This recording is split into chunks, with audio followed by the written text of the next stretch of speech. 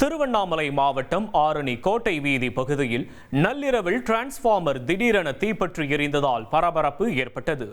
டிரான்ஸ்பார்மரிலிருந்து பரவிய தீ அருகில் நிறுத்தி வைக்கப்பட்டிருந்த இருசக்கர வாகனம் மற்றும் 10க்கும் மேற்பட்ட வீடுகளின் மின் மீட்டர்களில் பரவி கொழுந்துவிட்டு எரிந்தது. இதனால் அதிர்ச்சியடைந்த பொதுமக்கள் அலறியடித்துக் கொண்டு வீடுகளை விட்டு வெளியேறினர். தகவல் அறிந்து வந்த தீயணைப்புத் துறையினர் தீயை அணைத்து கட்டுப்படுத்தினர். இந்த விபத்தில் ஏராளமான மின்சாதன பொருட்கள் சேதமடைந்ததால் அப்பகுதி மக்கள் வேதனைக்குள்ளாகியுள்ளனர்.